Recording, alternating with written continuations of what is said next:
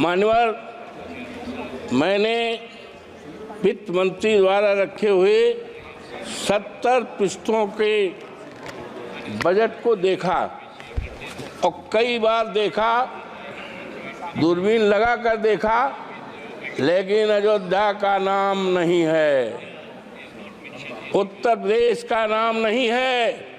मान्यवर, वो अयोध्या है प्रभु श्री राम की मर्यादा का अयोध्या है, जिसने केवल अयोध्या में ही नहीं, प्रभु श्री राम की मर्यादा सारे देश दुनिया में।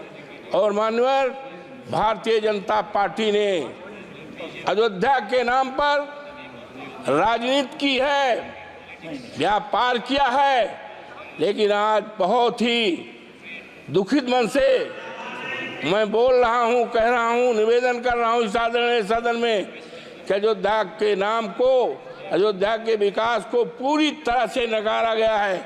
मान्यवर, इसलिए कि मैं दलित जात का हूं और सामान्य सीट से हमारे नेता अखिलेश यादव जी ने टिकट दिया था और 22 जनवरी से लेकर जब तक मान्यवर चुनाव हुआ था, देश के कोने कोने से लोग आए अवधेश प्रसाद को हराने के लिए, समाजवादी पार्टी को हराने के लिए, अखिलेश यादव के उम्मीदवार को हराने के लिए।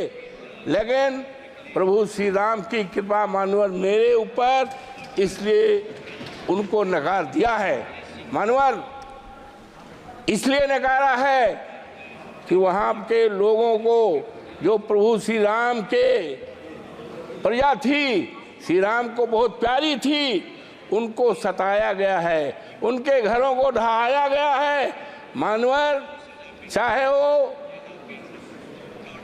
राम पथ का मामला हो, चाहे एरोड्रम का मामला हो, चाहे अन्य निर्माण का मामला है, लोगों के 2-2 पीढ़ियों के मकान को बुलडोजर लगा करके ढहाया गया है।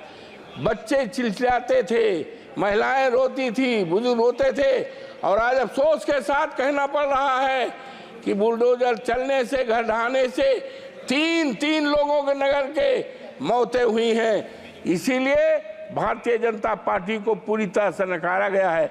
मान्यवर, जब माननीय उच्चतम न्यायालय ने अयोध्या को मंदिर निर्माण का आदेश दिया, तब बड़े पैमाने पर जमीनें खरीदी गई, जमीनों में घोटाला किया गया।